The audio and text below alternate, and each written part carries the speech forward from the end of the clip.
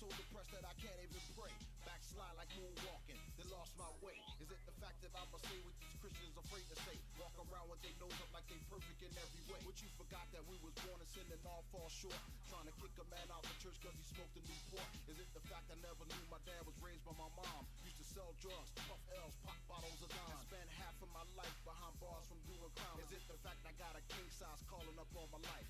The healer sick, cast out demons and preach Christ. Is it the fact that I'm a soldier, Jehovah's bulldozer with the Holy Ghost to crush the serpent's head like a boulder? Every day is getting colder, get this weight up off my shoulder. I can tell you the last time I was sober, called my mom and told her, I need help.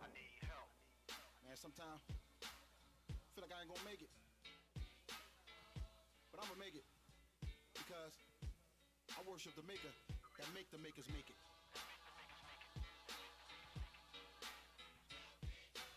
Checkmate. Should've left me alone, devil.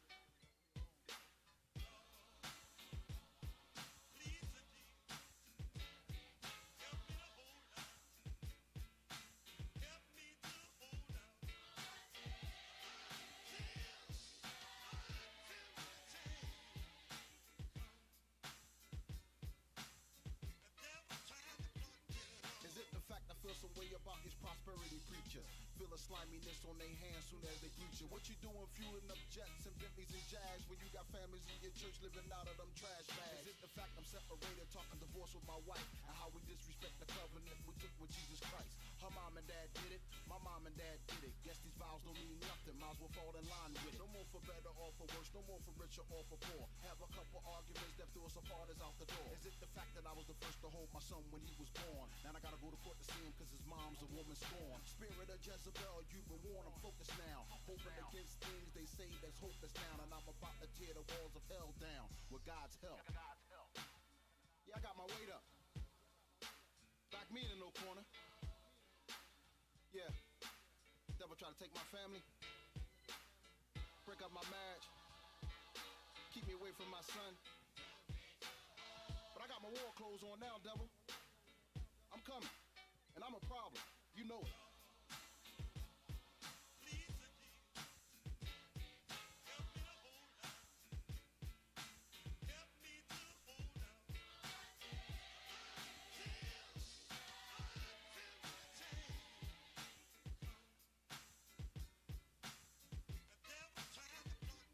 Is it the fact I got a generational curse up on my family? Drugs, institutions, and death up all around me. Locked down in federal pen when God found me. Now I'm a prince of the king so you can crown me. Let's get it. Is it the fact that Satan been trying to kill me since I was 12? Got wanted posters hanging up on the streets of hell. But I became immortal when Jesus took the nail. So now I'm free like I made bail. Have mercy. Prepared a table in front of my enemies that curse me. Now I'm drinking from the water of life, I'm never thirsty. I'm the chosen, principality stuck, they frozen. Got my weight up, demons wishing death upon me. Get your hater, took all my sins on Calvary cross, the debt's paid up. None of me and all of him, get my life up on a limb. I may lose a couple battles, but this war I'ma win. Lock it down and get it in with God's help. Yeah, that's the moral of the story. Backed into a corner, you made me come out fighting. I thank you. See, because if you'd have never pressed me down, devil, if you'd have never backed me up, if you'd have never beat me down, I wouldn't have answered this calling. Now that I didn't answer this calling, and you got a problem, I'm the problem.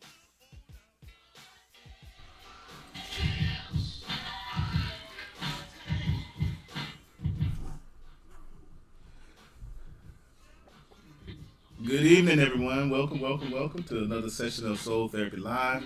I am your pastor, your host, your friend, relative, neighbor, your cousin in them that you may not even know about that shows up at the cookout and eats a whole bunch of macaroni and baked beans and and beef ribs, by the way, because I stay away from the swine. So welcome, everybody. Welcome to another session. If you will, we're going to be talking about some great topics that typically people deal with in the world and the culture that we're in. But we're also going to speak at it and to it from a Christ-like perspective, We're going to talk with people that have faith, but also just from the general public. And so no matter who you are, where you're from, we want to hear from you, and you also want to hear what it's like, to kind of be in different people's shoes and get that type of information, all right? So welcome, everybody. Welcome tonight. My verse of the scripture for tonight is Matthew 6, verse 33. And then seek ye first the kingdom of God and all of his righteousness and all of the things that you're looking for and desire, if it's needed by God, that is, let me qualify, that will be added unto you, all right? I just have a couple of sponsors that I want to share with you all very quickly. The very first sponsor is going to be Truth Learning Academy. Truth Learning Academy is located here at 350 Anchor Road, Suite 1050 in the beautiful city of Castleberry, Florida. We are enrolling students even at this moment in time. We also are going to be queuing up for our summer camp. Our summer camp is going to be opening up in early June. Specifically June the 5th, and it's going to go until August the 4th. Registration, of course, is $140, and its weekly cost, of course, is also going to be $140. It's very inexpensive. You don't have anywhere to put the kids for the entire summer. We have ages 6 to 12 years old. Let them come on to Truth Learning Academy. We will be here. We have curriculum. We have our whole outline for the entire summer for the kids. And so shout out to Lady Martin as well as the staff of Truth Learning Academy. We have employees that we're employing from the community, and we want to be a blessing to them as well as any other family. So again, if you need assistance in regards to childcare or also with summer camp, come check out Truth Learning Academy. The second one is going to be 0 to 100 Automotive.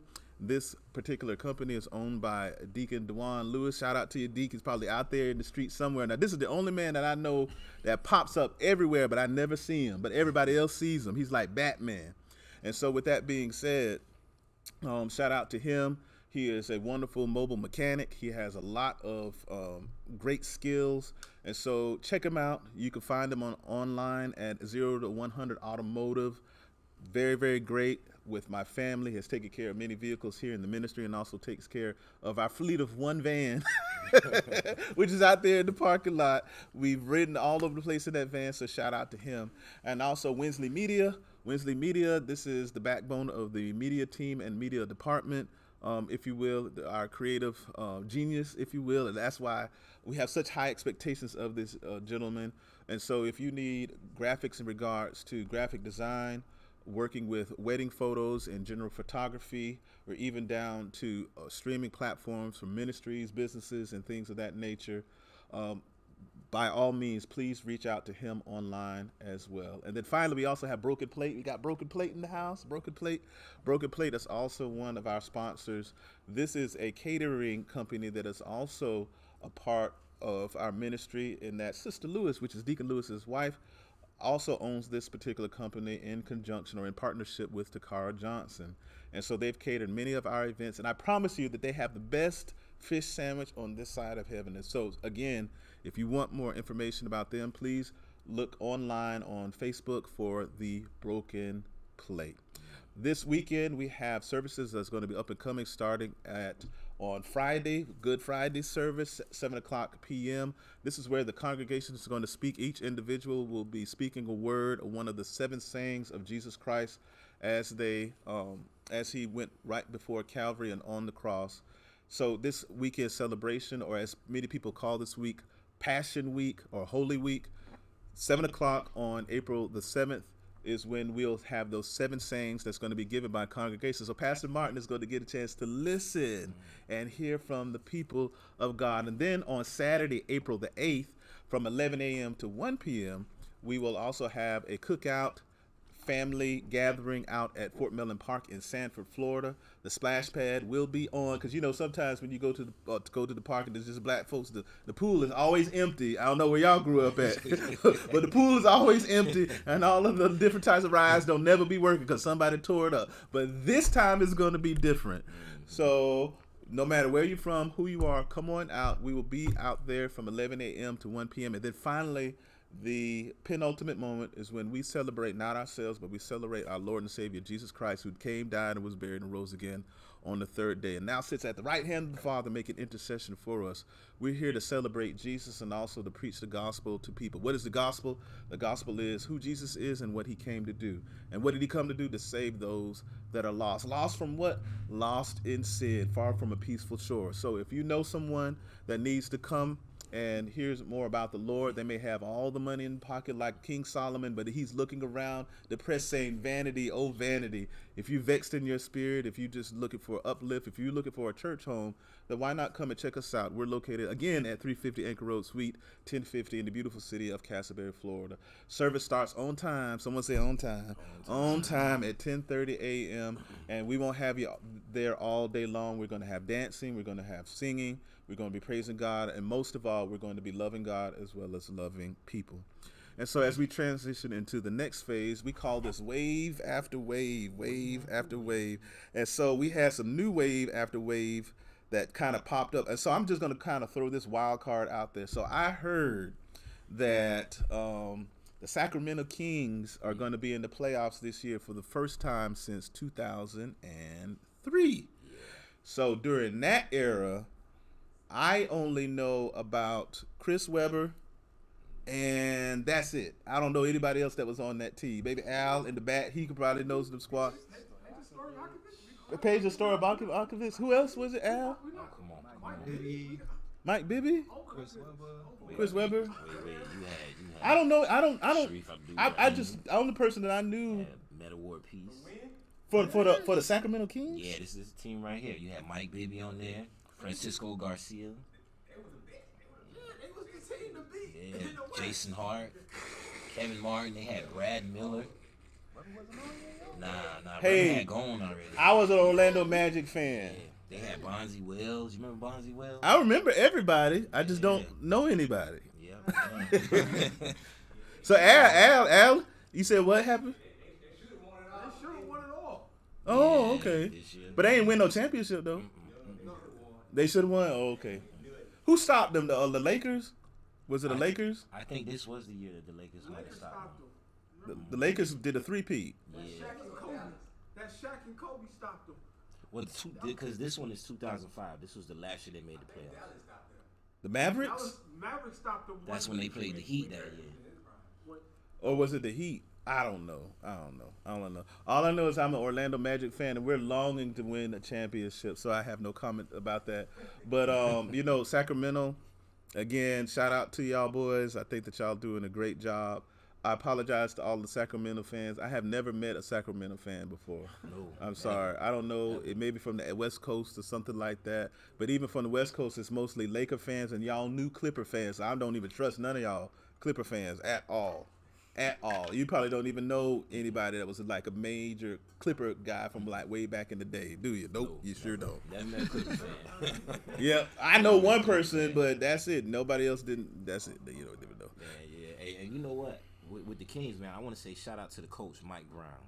Oh You know yeah. what I mean? Mike Brown, with that leadership that he brought over there, I feel like that's what put them together, because they still a bunch of young players, you know what I mean? Mm-hmm. So I want to give a shout out to Mike Brown on his leadership, bringing that through. Yep. I think that's awesome. And then the second wave, is the this is kind of like a wild card. We may not necessarily have a backstory on this, but this just came hot off the press. So the founder of Cash App, what's the name of that guy? His name is Bob Lee. Bob Lee. Cash App creator is fatally stabbed in San Francisco. He was stabbed at 2:30 in the morning. And he was only 43 years old, y'all. So I feel like people who have affluence, sometimes I wonder if they just want to be regular. Yeah. And not have to have security, kind of just be among themselves and, just go here and there. But nowadays, it's almost like you're not safe. You have to have, some bodyguards that are around you, some goons, some corporate goons that are around you that's willing to do what they got to do in order to keep you safe. But we don't know all of the details of the story. So my prayers go out to him and his family. We don't know what went on. We can't make any judgments, But I will say this just as a general piece of advice, just for anybody. You know, the Bible talks about, that, how can two walk together unless they agree? If one person gets attacked by another man, then that person may be able to hold them off. That's what it says in the book of Proverbs. But if two attack that one particular person, then, unless you're an MMA fighter, it's not going to work out too well for you. So just be careful out there, especially after a certain time of night. Mama always said, just like Mel said just a little while ago, that nothing happens good after 12 a.m. And nothing sure enough doesn't happen good after 2 a.m. I mean, there could be some good things that happen, but that's not the topic of the show tonight. But, you just got to be careful with, yourself and your health. And, I used to walk around alone quite a bit when I was young. I was a loner. But now things are a little bit different now, y'all. Yeah. You got to be careful. They're not just snatching kids only. They're snatching adults nowadays. Male and female. So it's wild out here in these streets, y'all. So yeah, and I mean, the crazy part is when I first moved to Orlando, I kind of like really stopped going by my regular name because I realized that people out here, they Google you.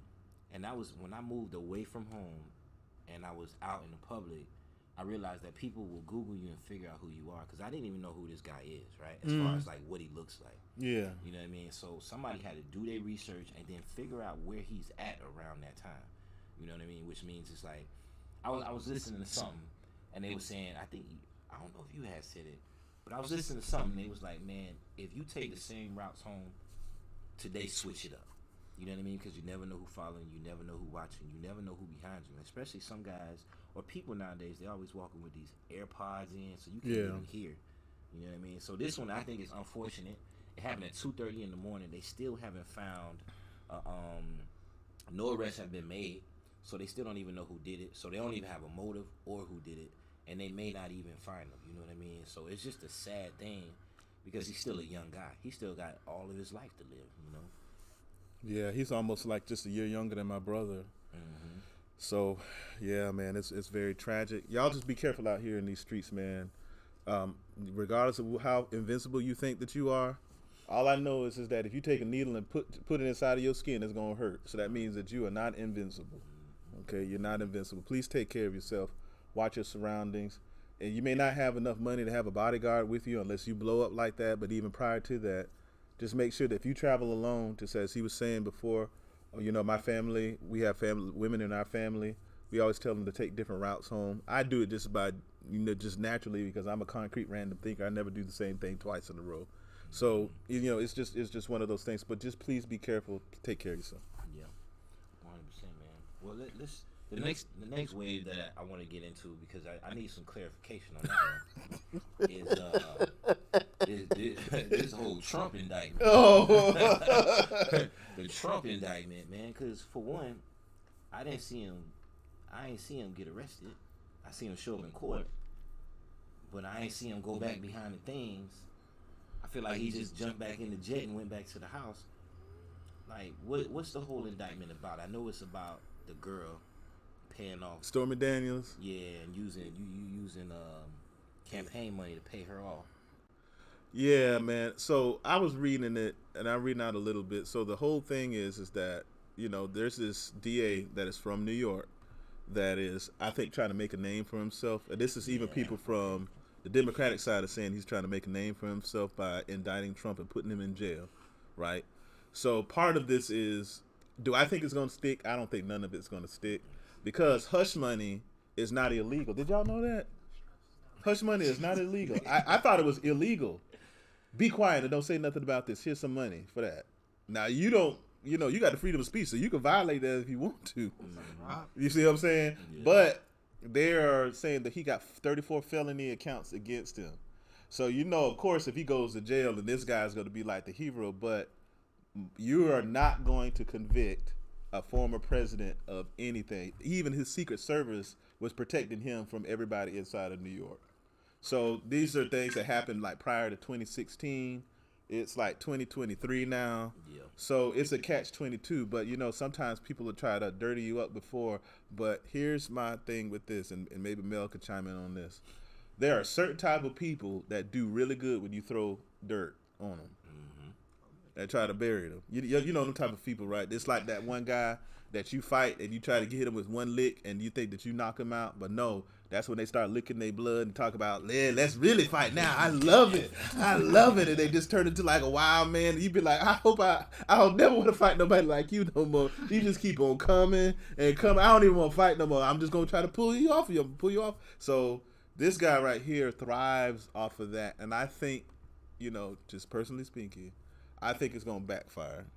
I think that if they don't get him in jail, you might as well say that he's going to run. Matter of fact, he already raised up like maybe several $1 million based off of this case already. Yeah, it's like $3-point-something million. Yeah, and I was like, leave this man alone. If you leave him alone and let him be quiet, then you could have had a different person. And Ron DeSantis was been like, well, I'm going to take off my Mighty Mouse shirt and I'm going to go ahead and get into the thing now, but not no more. Mm-hmm. That is going to be the man to beat in 2024. Oh yeah. And I think he's gonna win again. Yeah, I think this might have it might have put the people right back on him. Yeah, I can't believe y'all gonna go after Trump. Like yeah, that. You know it's like I said, it's just crazy, man. So I don't think it's gonna stick, and everybody else is trying to keep this man in the news. Yeah. So you giving him and keeping him in the spotlight, and he thrives in the spotlight. Like now, I don't know about anybody else, but there's a lot of people that don't like him, but there's a lot of people that do like him. And the one demographic of people that likes him that's not white, black men. Black men. Especially older black men. Regardless of what you want to say, especially if you got a little bit of money, because when you have money, you set aside all of that personal stuff, that emotional stuff. But when you got money and you got a business, you got taxes, I'm just saying, I'm just the messenger. Yeah. I didn't vote for the man. I don't think he's an evil guy. I think that he is how corporate people of power act behind the scenes. Yeah. He just does it in front of everybody. But all those people that are at the very high up, regardless of whatever organization they're part of, I think that those individuals talk just like him, but they just have a little bit more discretion. Yeah. Trump. Pup. Trump, he's in the public eye, man, and I used to watch Celebrity Apprentice all the time. I love me some Celebrity Apprentice. That's my thing, and I just think that Trump still thinks that he's on Celebrity Apprentice. You know what I mean? He putting on for the camera, and for me, like when they said he finna be indicted, the first thing I thought in my mind, I don't know why I went to this, but I said, Trump about to run the yard. You know what I mean? Because Trump gonna go out there, and I feel like Trump would do well in jail. Like, I don't think he would go in there and not survive.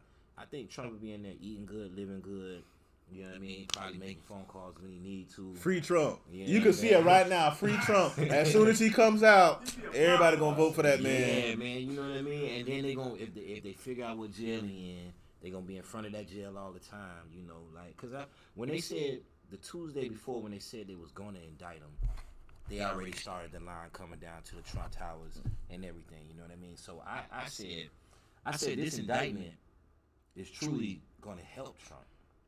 Yeah. One of the things I didn't get from this whole thing is like I can go to jail and commit a felony and I won't be able to like go live in this apartment complex.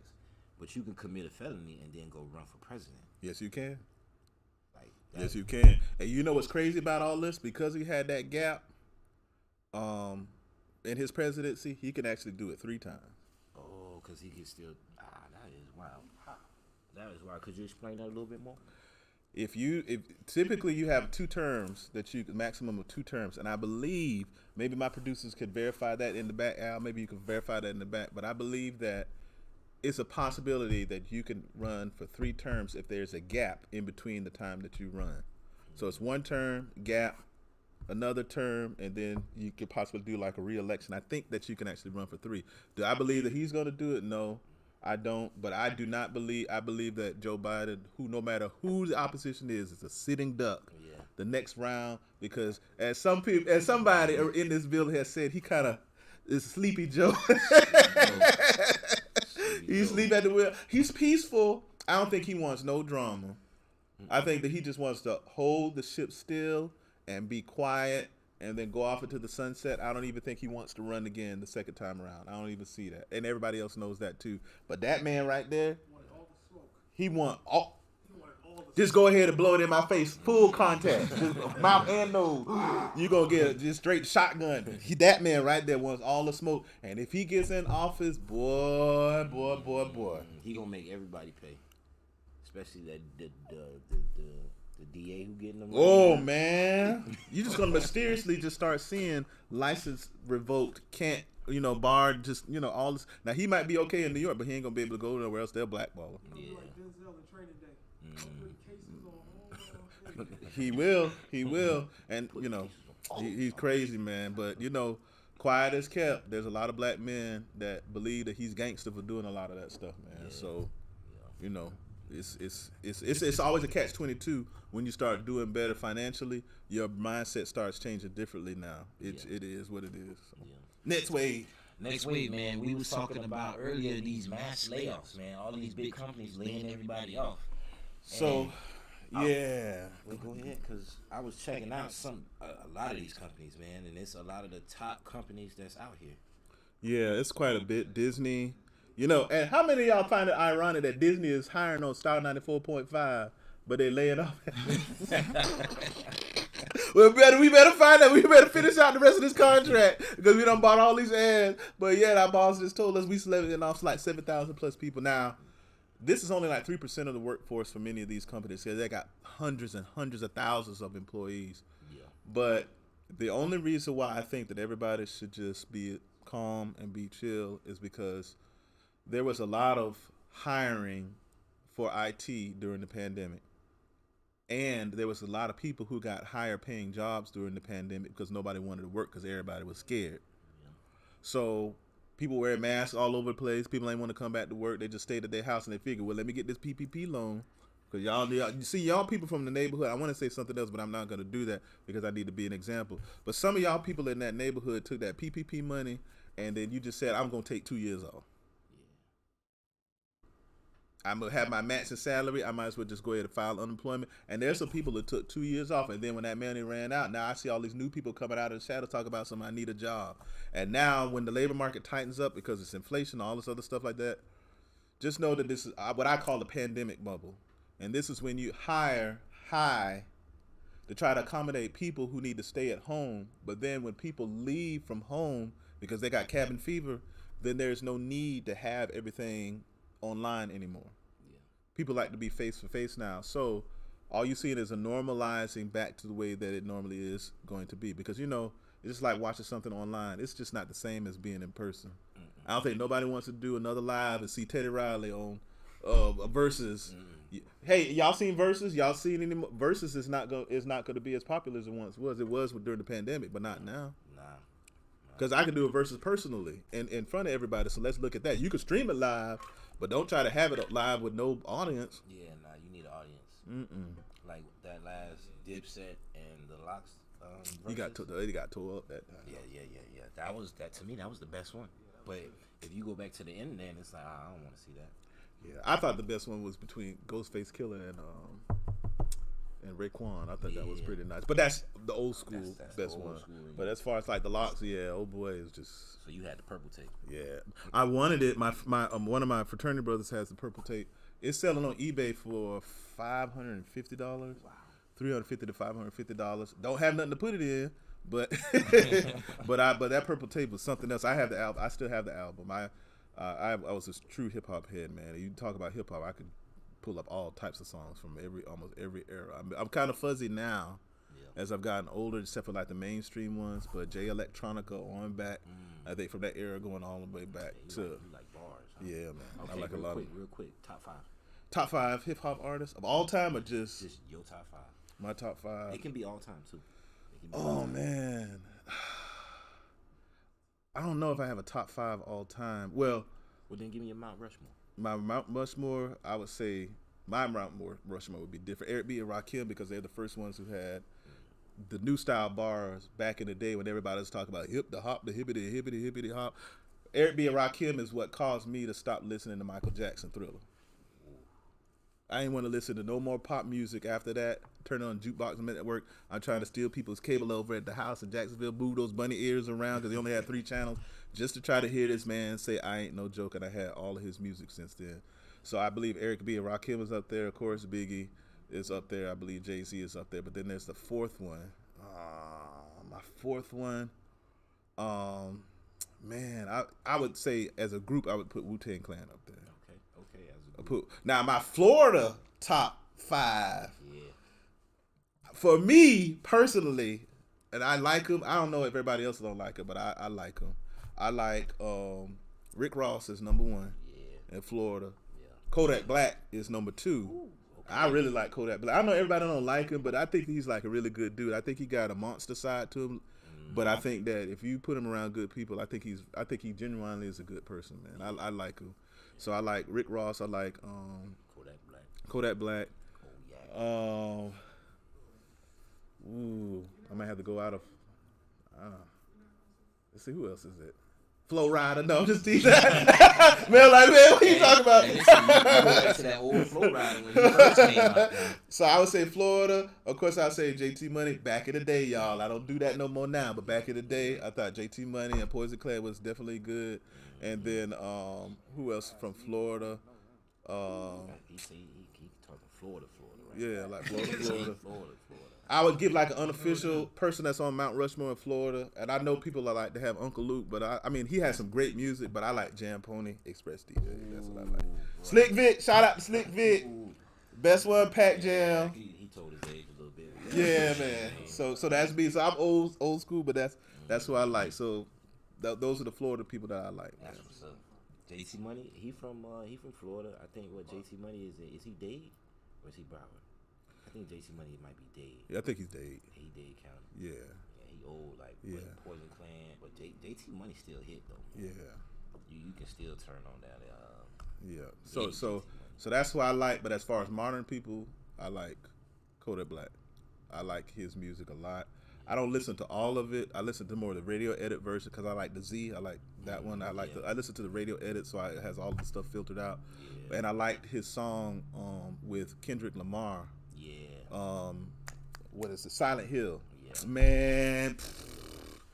Pew, pew, pew. Just like the little video game thing. I like Silent Hill, and I just like the way he went off of that. I think he's very talented, and I think that he got past his rocky part. I think he's gonna be good now. I don't think he's gonna get in no more trouble. Yeah, nah. Well, you know he did. He failed a drug test recently. Oh, well, never mind, y'all. I was still riding with him anyway. Drug test recently. And you know what was so crazy, right? When he failed the drug test, what popped up in the system, it was fentanyl. Oh, come on, brother. Yeah, it was fentanyl. Come on, y'all. But see, sometimes you don't know if it's gonna be in there or not. It's like a little piece of dust. Y'all know how dangerous that stuff is? Yeah.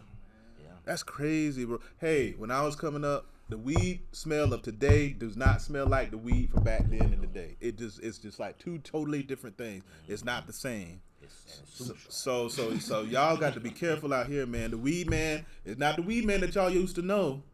I'm trying to tell you, they try to put that more powerful stuff in there because regular weed it's not carrying the price that it used to back in the day. But that fentanyl, that's on another level, man. That could just take your life instantly. And even if it gets on your skin, you can OD from it. Yeah, that's wild. A couple cops had that happen. Yeah, man. So if you need help in that particular area, if you happen to be watching tonight and you have issues when it comes to drugs and you're trying to get free from that. I do have some resources. Just inbox me. You could just email me at pastor@divinetruthcc.org. I have an organization that you can go to right now and start the process to get free. Yeah. All right. Well, I mean, okay. Let's just step into that last little wave after wave because you had brought it up. I don't know if we got a picture for it, but Black China. Yeah. Black China changing her life. Oh, Father. She done got rid of the BBL and got rid of the lip injection. She wanna wear her real hair now. Oh. You know what I mean? Do you believe it? I'm gonna let Mel take this one, bro. Mel, let's look at me. Mel, do you believe it? Do I believe what? Okay, do you believe the persona she's giving to us right now? Change and everything. No reason not to, man. Like, people change. You feel me? And then she bring God in it. And being a godly man, you might as well. I mean, I don't know. She's trying to change for the better. I mean, I was talking to these two girls the other day, and they was having an argument, right? And the argument was, people change.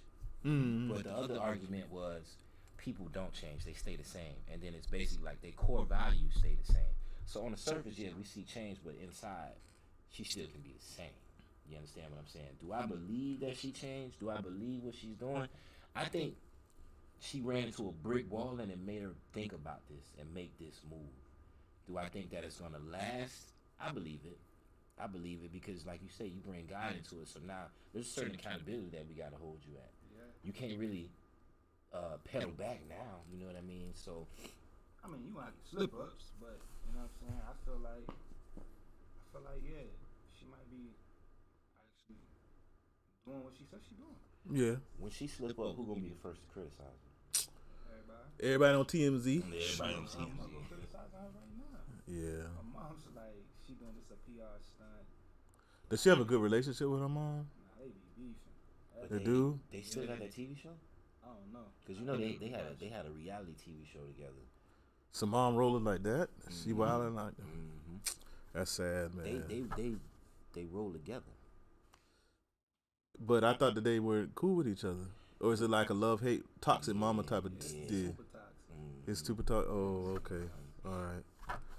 So, I mean... Well, I all I know is that there is some truth to you staying the same even after going through a process like this, because I know that there's an old me that's still present there. Yeah. It's like the Bible says, who, oh wretched man that I am, who will deliver me from this body of death? I want to do things that are right, but I end up not doing it.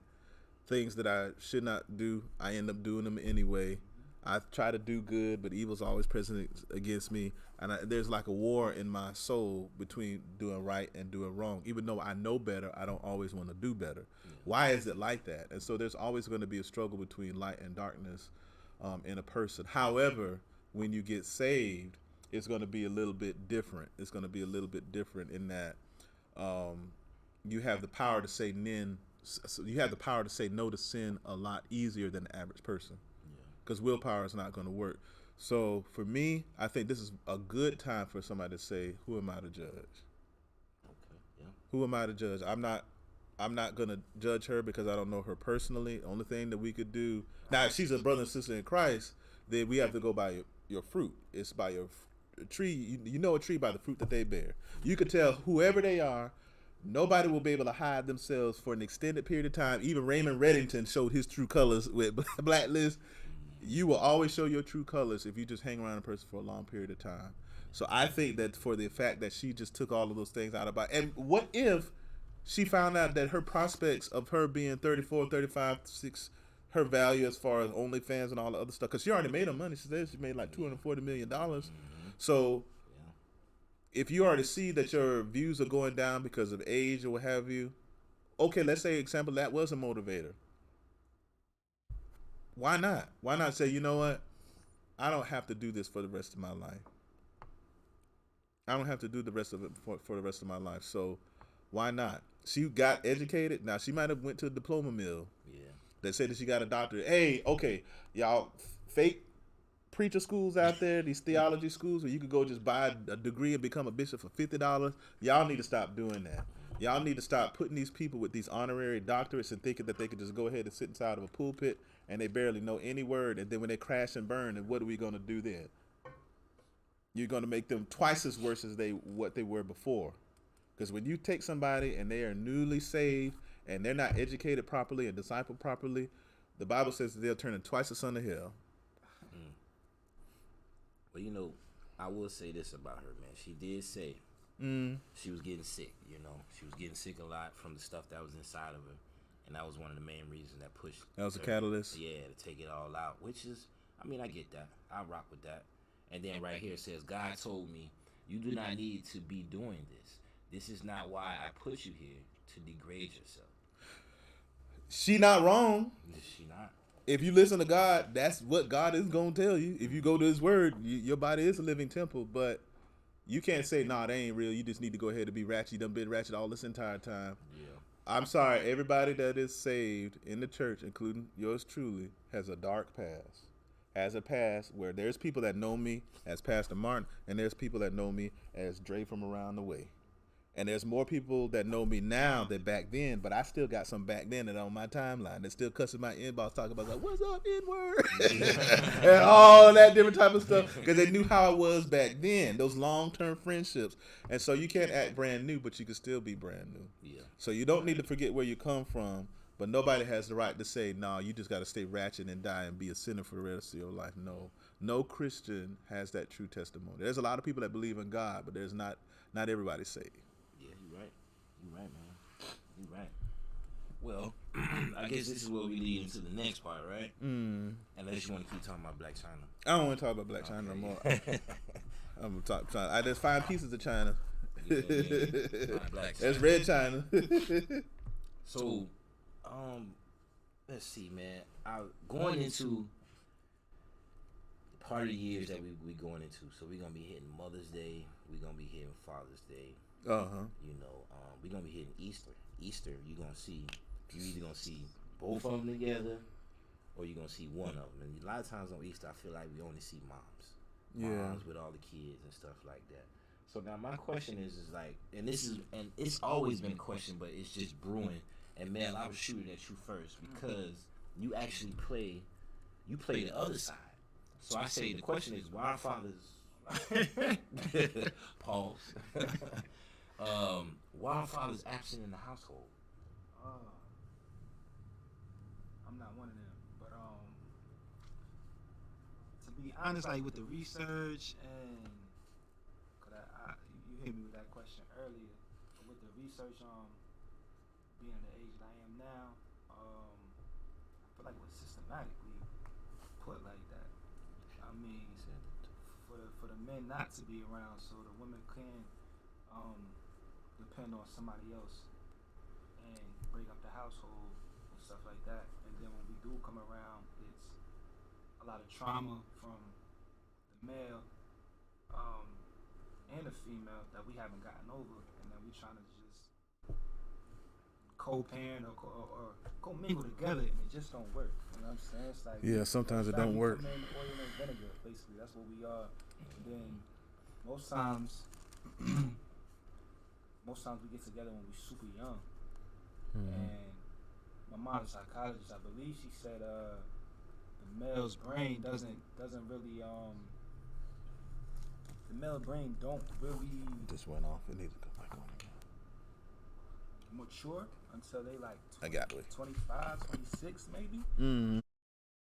We're still trying to become men. We're still trying to find ourselves while we also sacrificing certain things to make sure the other person that we're with is happy, and then we messing around doing grown things and have a child, and the child gets involved in the situation, and now we lose ourselves, man. Yeah. You know what I'm saying? So it's just, Man, even speaking on like you said something about the male brain matures at 25. It's crazy because I was just telling this girl the other day, and she's about 17, about to be 18, and she was saying the same thing. And I told her, I said, you know what? I feel like you got to up that age to about 30, because it's like at 25, yeah, I got it, but at 30 is when I felt like I really started trying to display it, or actively like, let me move in this direction. You know what I mean? Because For me, it was 35. it was 35, and I'm 36 right now, and I feel like it's really starting to make sense now. 30 is when I wanted it to make sense. 25 was like when the world felt like I should have it together. Yeah, You know what I mean? that's real, especially when it comes to manhood. And I had a good father that was in my life, and he was a great display of all of that. But just because you watching somebody fly doesn't make you a pilot. word, yeah. I feel like honestly with me, it hit me at 33. Like literally on my birthday, I'm just like start seeing stuff totally different. Start understanding like what my mom was actually trying to say sometimes when I'm young, and I'm like, oh, okay. You know what I'm saying? But I'm doing that. I had my son at 20, so he's 14 now. So I mean 34, yeah. So I had my son at 20, but I'm still growing. I'm having him and trying to teach him something. You know what I mean? Like, I ain't fully there yet. And then me and the mom go back and forth. You ain't fully there yet. And it just have us grow apart, basically. Yeah. And we don't want to be in a home. And then sometimes, so what I have learned from my father, not being present you didn't want to deal with my mom. You know what I'm saying? And just because you didn't want to deal with my mom, you kind of like stayed away. Not knowing you stayed away from me too, bro. I ain't do nothing to you. You know what I'm saying? But you stayed away from me because you didn't want to deal with her.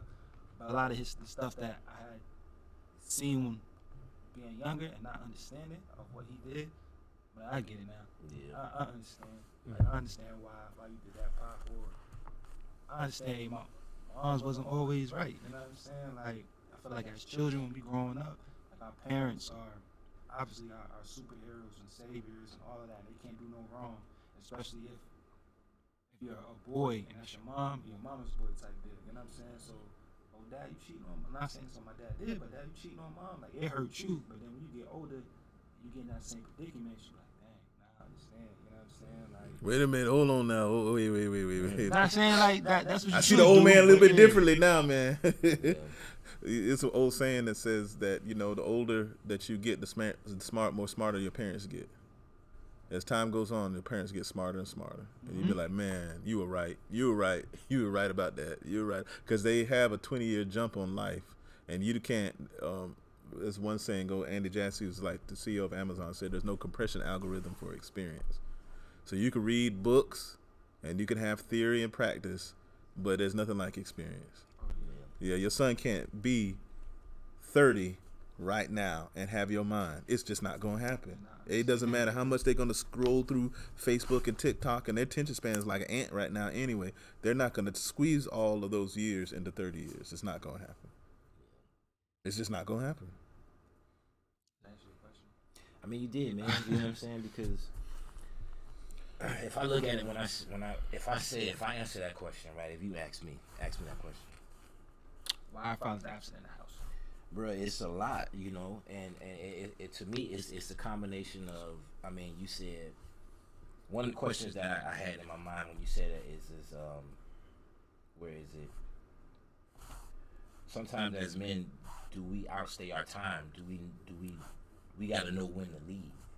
You know what I mean? And when I was with the mother of my child, you know, it was a relationship to where it was toxic the whole way. It was toxic the whole way. We had good times though, and I had to have a conversation with him. And one of the things he told me was like, and this is literally what made a lot of sense in my mind. He said, you can't stay in a position where you're not happy because the kids are gonna see that. You know what I mean? And I knew the day that I told her that she had to leave my house. I said, you finna leave, and I'm never finna see my daughter again.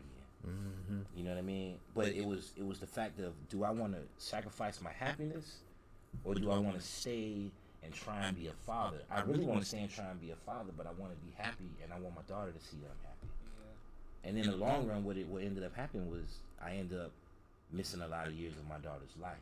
You understand what I'm saying? And it wasn't through choice. It was actually through my daughter being used as like a shield or a weapon. So if you don't want to do this and do this, then you can't see her. Or if you're going to be out here with another woman and doing this, then you can't see her. You understand what I'm saying? And it's like, well, now I feel like I'm just inside of a game. You know what I mean? So it's like, why am I not there is because I keep losing this here game that I don't even know I'm playing. You know what I mean? And it forces you to have to play other games. Like, let me go through the court system. Let me do this. Let me do that. And some people, they don't. If you've been in court a lot in your life, then maybe you don't want to go to court. Or if you spend a lot of money in your life, maybe you don't want to spend it here. It's so many reasons that could deter you from that fight, you know. But I just think, like you said, systematically, yeah, sometimes I feel like it is set up for the woman to win. But then at the same time, a certain type of woman to win. And then as a man, it's like we don't know all the resources that we have to actually get us back in the household. Or get us to play the game fairly, you know what I mean? So that's how I would look at it. I just don't think we have enough resources to fight the same battle. You know what I'm saying? Yeah, but I do understand that. Jamar, the light went off right there, brother. So I think this is also like very important. Make sure that the power thing is on the ground. Yeah. So, you know, at the end of the day, I went through that. I had a situation to where, you know, my oldest son, Kyrie, he's was born in 1999, and so he's going to be 23 pretty soon. I think I got that right. 24 pretty soon. So it's just one of those particular situations to where I ran into a situation like that. It was a one night stand. Back in 1999, I was just out of my mind back then. It was wine, women, and neck bones on the campus, after a bad breakup. And, I don't know about anybody else, but some people go to the extreme. Some people don't want to be with anybody, and some people want to be with everybody. I was trying to be with everybody. I was trying to soil my royal oats like Hakeem from Coming to America. Oh, what a wonderful feeling is this to be loved. Oh, what a feeling. But I also heard Snoop says we don't love them, and that was my mindset I had at 25. And that was around that range. And when you got a little bit of money, got a car in college, get ready to graduate, you just move a little bit different. You got a little bit of status, get a little bit of hair on your chest.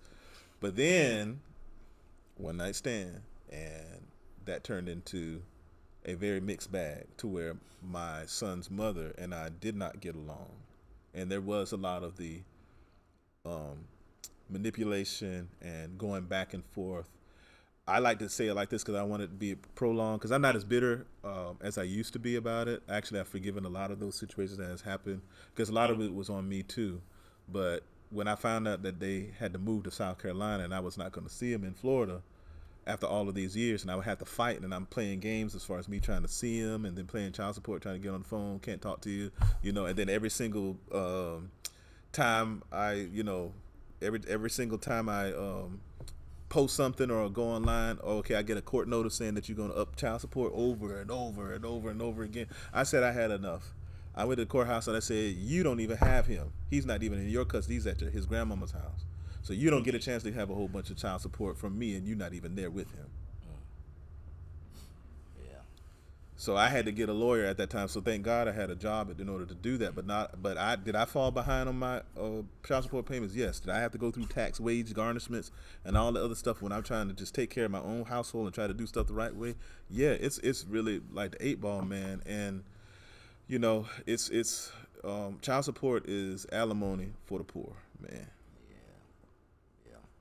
It is true. It is that is just the way that it is. And so I think that as men and why fathers are not in the home, I think that part of it is because it is systemic. I think going back to the 60s and 70s when things started to change, and the black family was a very strong unit. You saw it pretty common. It was very common back then. And then things changed. It's where now the system says, okay, we can support you without the need of this particular individual. That's why you have churches that are primarily female, schools are primarily female. But I think as men, we have a lot of say-so in that particular process. And I do like the way that the independent woman phase that has been going on last 25 years is starting to have this new soft life woman that's coming in the picture, where I want you to be a father to my child. We don't have to get along. We can co-parent. And I didn't have that, because sometimes you're going to have a bitter baby mama. But most of the time, the reason why they're bitter is because they still love you. Now, my baby mama, she don't care about me. She don't give a flip about me no more, because she done got remarried. But when I got married, all hell broke loose. Oh, my God. When I got married to Lady Martin, because she was still calling me. Yeah. She was still calling me, even though I was engaged to her. Until I said, I'm married to you, that's when all the games started playing. It was so hurtful. I don't know. A lot of people can't really sympathize with what it feels like to not be able to get to your child. And you got the whole legal system that is down your throat, and people treating you like dirt when you actually want to be a part of the. And then after all of that, I know I'm going on because it's just like this stuff has been in my heart like a long time. But then the part that hurts me the most is that I didn't get a chance to shape him like I'm shaping my current son. Yeah. You see what I'm saying? That bothers me to like no end, because I see his life. He wants to be in hip hop. He wants to do certain types of things, but he's out there now. He's like out there. And I know that if he was with me, he wouldn't have gone through he may have, but he would have a lot more of my influence in his particular life. And so I always take full responsibility for that. Yeah. So even if the father is not there, and I wasn't there as much as I should be, I wanted to be.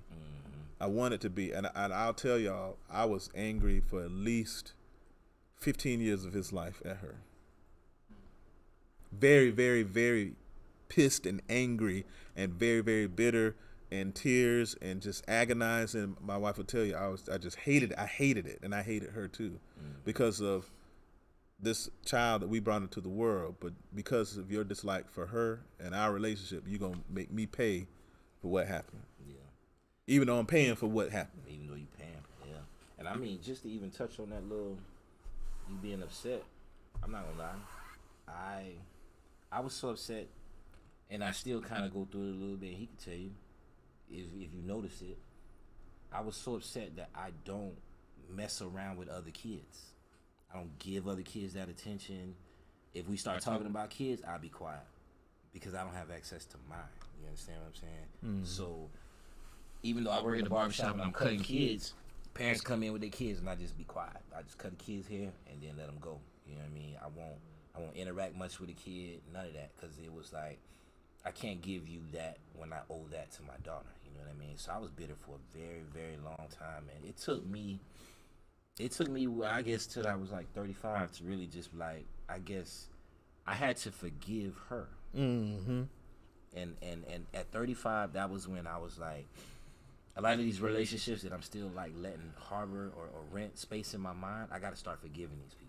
Yeah. Like, you know what I mean? I got to forgive. Because they done moved on with their lives. They don't forgot about you. You know what I mean? And it was two people in particular, but one of them was my baby mom's, and she was like, I let her rent space in my brain for so long, and I was so mad at her for so long, because it was like I felt like he was robbing me of an experience, you know. But at the same time, I see how God is letting it play out.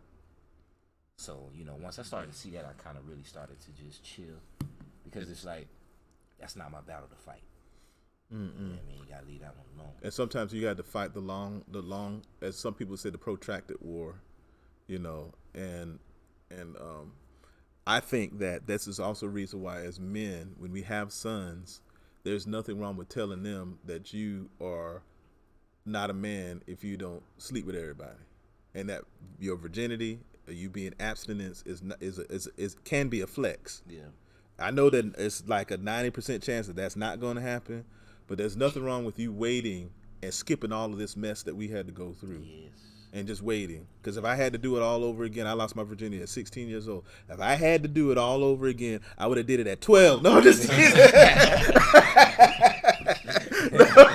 I'm just saying, no. But no, seriously, that I look back, I would have waited. Yeah. I would have skipped all the heartache. And I would have just, if I could have to do it all over again, I would have went straight to Lady Martin. But I think because of those past experiences of me doing flaw stuff, and if y'all just knew some of the stories, everybody got stories, the wild stuff that you just can't say, even your best friend don't know. I have them type of stories. Mm-hmm. I think without those experiences, I don't think that I would have appreciated somebody like Lady Martin, who basically took me in while a baby was growing in another woman's stomach that I didn't even know that was my child. Yeah. But she still said, I'll still love you anyway. Yeah. And I will tell you that what helped me to enjoy being a father now with my 2 other children is when I did have a child with my now wife. When my son Andre said, Daddy, something I didn't experience with my oldest son, but when I heard him say that, all of that anger, it's like stone just started breaking off of all of my heart.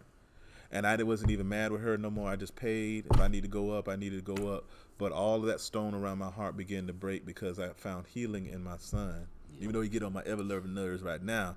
But I forgot healing through my son when he said Daddy, and I got a chance to experience all of those things with him and his youngest brother.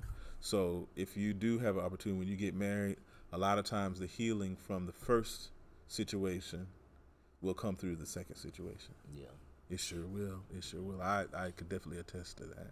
And it's almost like you never want them to ever experience something like that. Oh, I'm going to be here. Me and your mama going to work this out. Mm-hmm. I'm not going nowhere. I'm going to be there no matter what. Yeah. No matter what. And I will say I'm a lot more intentional with that too, especially if we gonna do it, we gonna do it. Mm-hmm. Now another question I got, right? It came from the last podcast, right? Oh, here we go. It came from the last podcast, and it was the way the question came about. It was crazy because some of the women in the church, it was Alicia and Sharon. They was talking. I was like, hey, y'all actually be looking. Hey y'all, how y'all doing? How y'all doing? We talk about you up front in person. You should have been here, by the way. So now one of the questions that they asked, because you remember the last segment we was talking about raising your son up to be a boss. Yeah. you know, and their counter question was, which made a lot of sense to me because I feel like I live within their counter question. What if I don't want to be a boss? Like, what if I play well in my role? Like, what if I don't want to be a boss, man? It's okay. You ain't gotta be a boss. You know who don't want to be a boss? Who? Kevin Durant. You right. I just want to ball. You know what I'm saying? And sometimes you just need. Matter of fact, it was a female friend that I had, and she was dope at doing hair. I'm like, why ain't you in the salon no more? I mean, you graduated. Why ain't you doing the salon work? It ain't for me. I'd rather be in the corporate world. Just getting that for sure check. Like, I'm like, what about, you know what I'm saying? I want a boss. I don't mind having a boss. You know what I mean? I come to work, I know exactly what I need to do, and that's about it. And there's plenty, I was in the military, there's plenty of people that I don't want to become no sergeant. You know what I'm saying? I want to stay at E4, and I ain't got to worry about those other responsibilities and stuff like that. You know what I mean? I want to stay comfortable, stay where I'm at. But you need those people, to be honest. Sometimes you need the people on your team. Like, they fit that role. That's your role. I mean, I want you to do my marketing. That's all you want to do is marketing. Cool. You can do my marketing for me. I'll pay you to do that. You know what I'm saying? But I still feel like you're a boss of something. You know what I mean? Like, if that's what you're doing, then you're the boss of that. So I don't feel like you can't not be a boss. You may not be in a leader role or something like that, but you got to be the boss of something. Yeah, you gotta be in trouble with something. I heard Country Wayne said something to one of the ladies he messed with. He said, "I'm not your boss, I'm your leader. So, which one would you rather be, a leader or a boss?" Yeah. As he'll spit some game. See, I'll pick that up as I put it down, right? Mm-hmm, yeah. But I see what you're saying. I'll give you an example, right? So I'm the leader of this ministry, and of men in general, a go-to person for my family, go-to person as far as the businesses. I love that. I thrive in that role. But where I work at, like with AWS, I don't want to be a manager. And everybody's trying to push me because I got the natural leadership ability. But sometimes you just don't have the cycles. Yeah. Sometimes you don't have the cycles. Sometimes I want to just, yes, ma'am, no, ma'am. Can you fill out my timesheet for me? Sometimes I just don't want to do that, and it's okay, because I think that what I struggled with early on was the Messiah complex or the Superman complex. Just because you have the ability, just because you're able doesn't mean that you're willing. You could be willing, able, and available. I'm not available mentally. I'm trying to transition from out of IT. That's why I'm a teacher. I want to pour into someone else because I don't have the tolerance to be behind the computer fixing stuff like how I used to. You see my hair? That's what IT did to me. This is what IT and children and marriage and leading a church, that's what happened here. Accelerated my DHT hormones inside of my head. It is not coming back. None of y'all, I'm sorry, all y'all barbers, all y'all magic. My wife was like, look at how they put that little cradle cap on with that nice little wave cap on, and you can just glue it like right down your head. I was like, what kind of sorcery is this? That's not going to work for me, because then when I sweat, it's probably going to flap up just like Donald Trump cowlicks in the front of his head.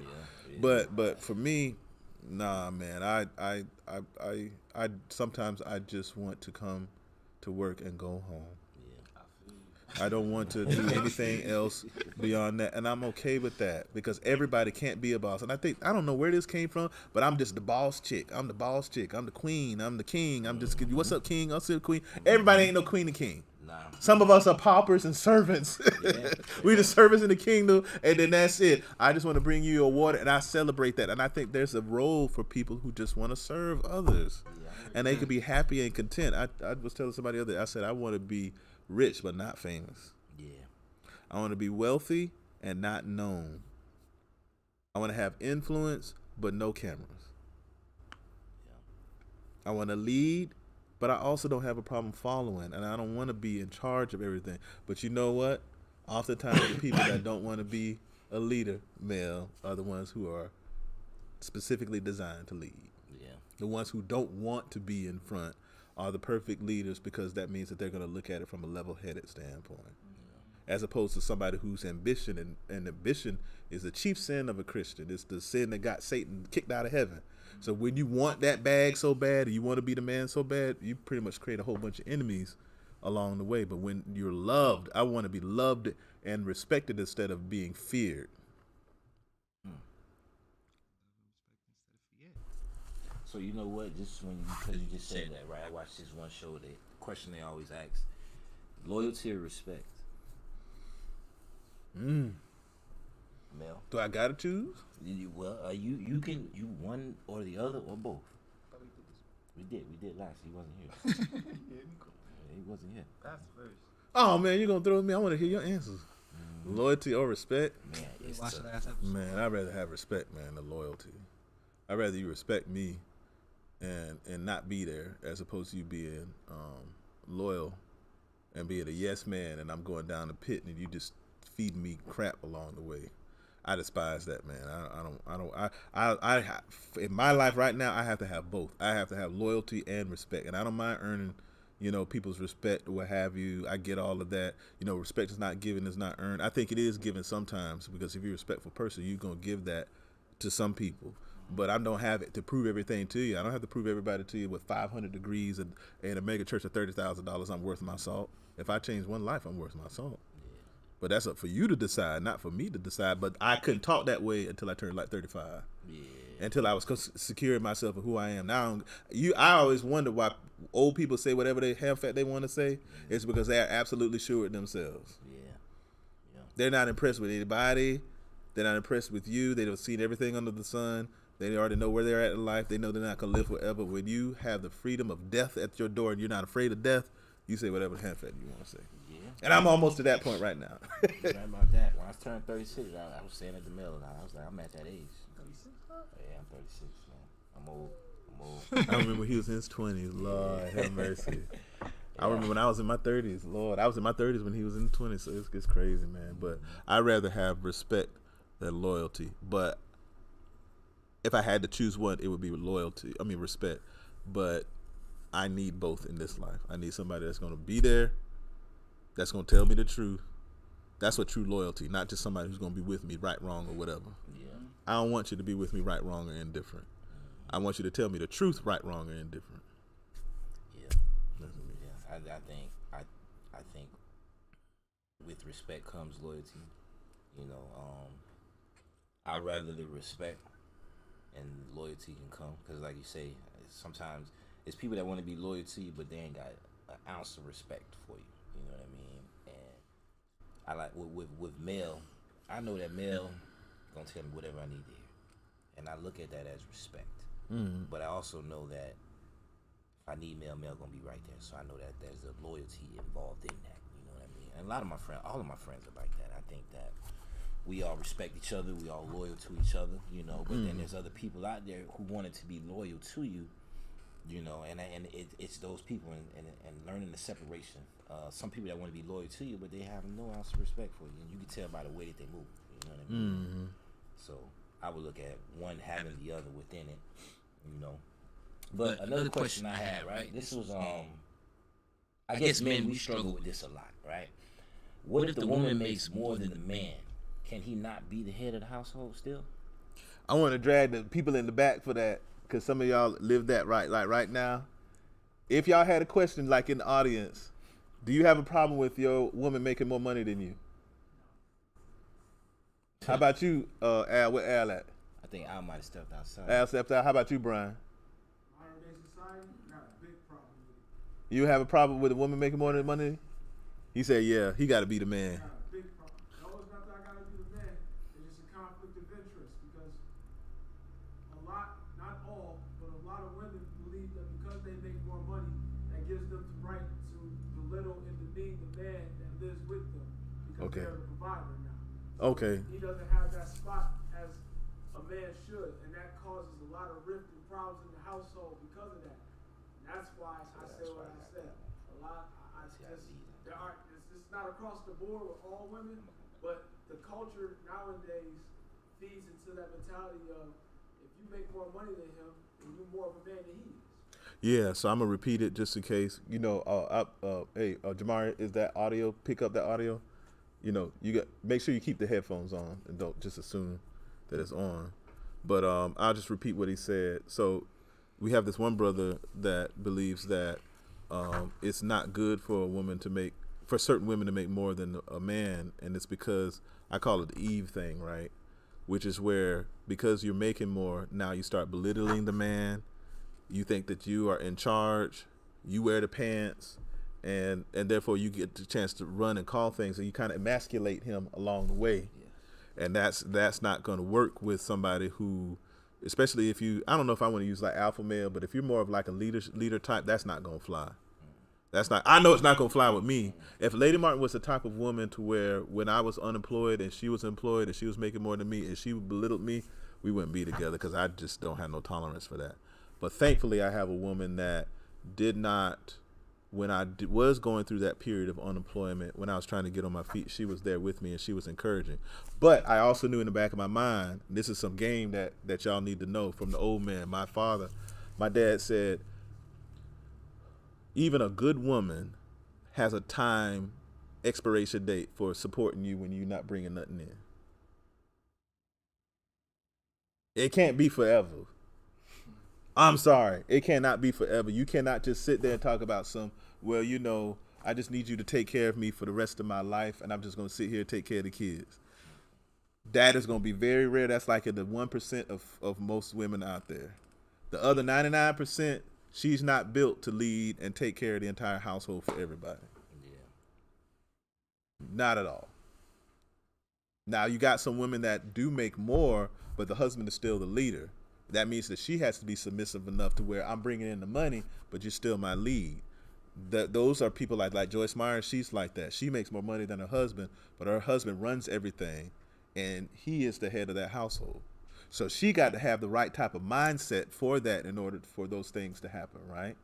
Right. So we got about 5 minutes yet left. So yeah, I don't have a problem with it. If Lady Martin make more money than me, she's the type of person where I will be okay with that, because I know that she would not trip and would not let her ego. Mm-hmm.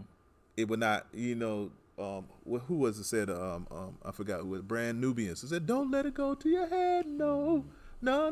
She wouldn't let it go to her head. Yeah. So if you got an arrogant female, just like there's arrogant men, but if you got an arrogant female that's a boss chick, and you are just a gentleman, and you are not making more, and she doesn't have the right type of character, you will be emasculated. You might as well just go ahead and take your balls from out of your body, and then just put them down there, right there on the table, and then just sit them right there, and then that's it. You done. That's it. You don't have any, because you have been emasculated. I'm talking about castration. Mentally castrating somebody, and that is not a good place to be. And then as men, you can't allow for that to happen in the first place. So either you got to get on your grind, or you need to come up with some type of plan and know that you need to get on it quickly. Yeah. You don't have years to do that. Yeah. If you got a certain type of woman, yes, but most of them, that is not the case. Not this new generation. Y'all got TikTok time periods now. Yeah, you had an interesting perspective. Yeah. What was the question again? I'm sorry. What if the woman makes more than the man? Can he not be the head of the household? Yeah, he can be the head of the household for sure. And I don't have a problem with her making more. I sure enough sometimes I'll be like, here, take care of me, please. Honest, I was in it at a time, jumping into the barbershop full time, and she's already established her own career, so she'd be making more. But most of the time, the woman I'm with, it's a we thing. Like, even though she making more, so how we gonna pay this right here? Mm-hmm. Or what we gonna do with this right here? With the children in the house, I can hear her, stop. It's me, hey. The bass of the voice. Straighten up real quick. So yeah. I know I'm the lead in that aspect. Or when she's having a bad day or whatever, I'm the one she's going to talk to or whatever. I'm the first person to call if something's going wrong. I'm the one who able to fix the car. I'm the one who go put gas in the car or whatever. If we pull up to the gas station, even though that you may have the bread, I'm still gonna pump it though. You know what I'm saying? Like, you are right. I'm still. What I found out, Mel, and you are so right. I think that there's a new group of ladies, and I think some of them are part of the millennials and some of the Gen Z, because like my son's age, but a lot of the young ladies that are our daughters now, that would be my daughter at this particular age, if I was a little bit older, that's like, just graduate from high school. But others that would be like my younger sister in their 40s and in their 30s, they don't want the INDEPEND. They don't want that. They don't want to do that no more. They want the soft life. They want the trips. They don't mind paying for the stuff. But there's this new group of women that are coming out right now that want husbands and want to be taken care of and are not built to do everything by themselves. They want the we. There are a lot of them. Hey, fellas, there's a lot of women out there that want to be submissive, that want to be led, that want to be cherished, and want to be cared for. A woman, most of the time, if a man is loving and is a leader, that woman will have no problem following you. Yeah. If she's a good one, and there's a lot of good ones, they have no problem following you. Yeah. Like even you saying that, man, and you saying what you saying, especially being intentional, you run into the woman like that, like, because a lot of times right now, especially us guys, man, because we getting our life together, right? There's gonna be some of the women that we actually reaching for, they probably gonna be doing better than us.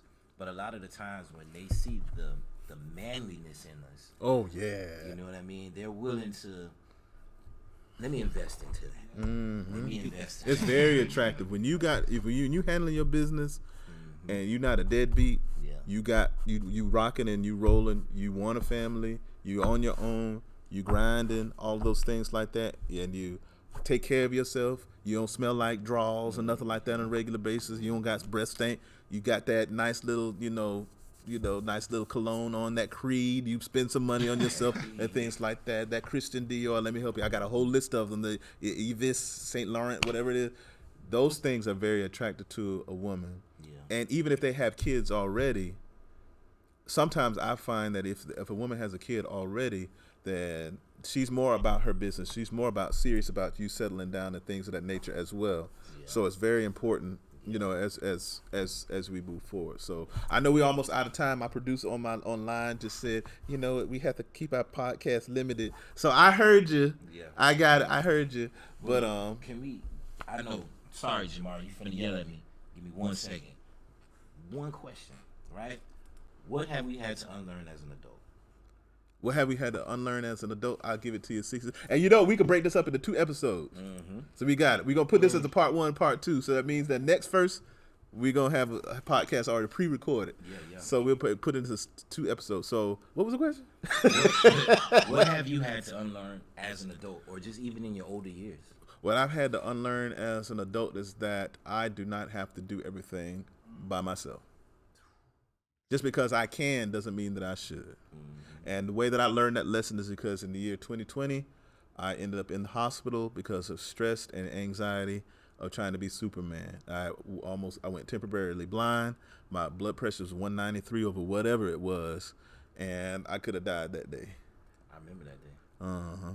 And I was trying to get back here. I was trying to get them to get me out of the hospital to get right back here so I could still do what I needed to do with our New Year's Eve party at the height of the pandemic.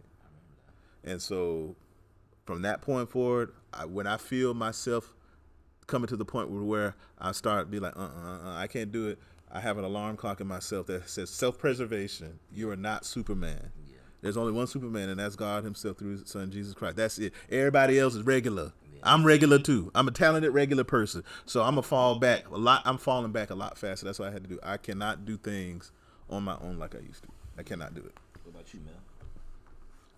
It's okay to ask for help. Yeah. It's okay not to have it.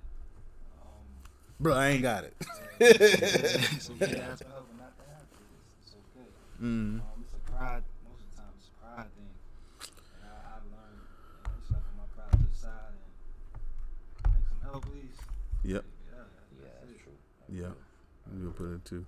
So thank y'all, everybody. I know that it was, quite extensive. We really got into that good conversation or whatnot. But we're going to listen to the feedback of our viewers and what have you, and we're going to make this a 2-segment show. All right. So this is part 1 and part 2. So next month, you're just going to see a rerun of the second half, and we're going to go back at it again, right? All right. So God bless you. God keep you. This is my prayer. Next month, are we going to introduce the cipher to him? Yeah. Next month, we'll introduce the cipher to you. So we'll come on live for just like 5 minutes to do some rapping, and then we're going to do the rest of it. Be blessed, everybody.